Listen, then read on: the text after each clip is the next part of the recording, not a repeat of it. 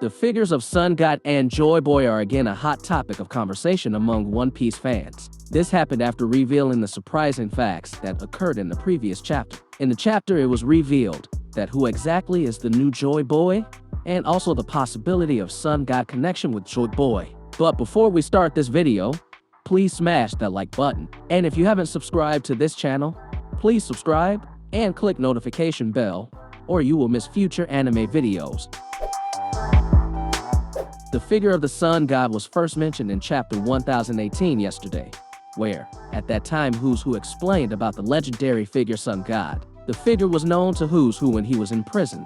Who's Who got a story from one of the guards that there is a mysterious figure named Sun God, who always helps the oppressed slaves. Unfortunately, despite waiting for a long time, Sun God figure did not appear and save the Who's Who. Finally, he decided to escape from prison because he felt his life was threatened. There is a hint presented from the Who's Who conversation about the Sun God. Talking about references, it seems that there are many references to the sun that have appeared throughout the series, without us realizing it. The first example referenced the Sun Pirates group. The idea of making the sun symbol for the pirate group came from Fisher Tiger, the captain of the ship. It is known that Fisher Tiger had a sun symbol, or tattoo, which the sun tattoo was intentionally made and aimed to cover the marks of his former slaves. Then other references come from various flag motifs from several kingdoms. The obvious examples are Shandoria, Alabasta, the Kazuki clan, and the Sun Pirate group. All of them have a motif similar to the sun. Then the silhouette of the Sun God figure in the Who's Who shadow looks very similar to the silhouette of Luffy dancing in the Skypiea arc. There are two chapters that have the same reference with the silhouette. The first was in chapter 253,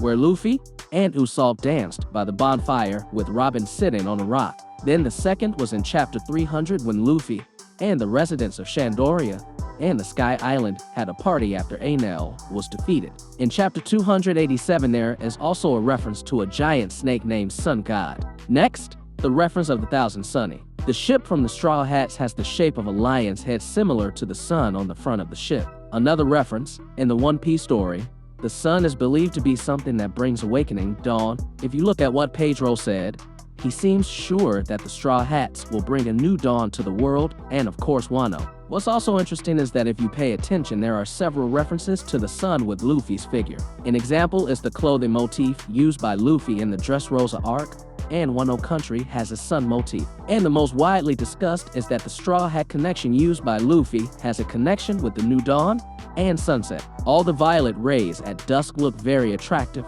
which is then symbolized by the term red ribbon phenomenon. And speaking of red ribbons, if you look closely, there is a red ribbon wrapped around the Straw Hat. Lastly, in one of the SBS columns, a fan asked what flowers and animals represent for the worst generation members. Luffy himself is then represented as a sunflower and his animal is a monkey. So, in conclusion, it's quite interesting with all the references that Oda Sensei has shown throughout the series. This means that Oda Sensei has been preparing and given instructions about this Sun God for a long time.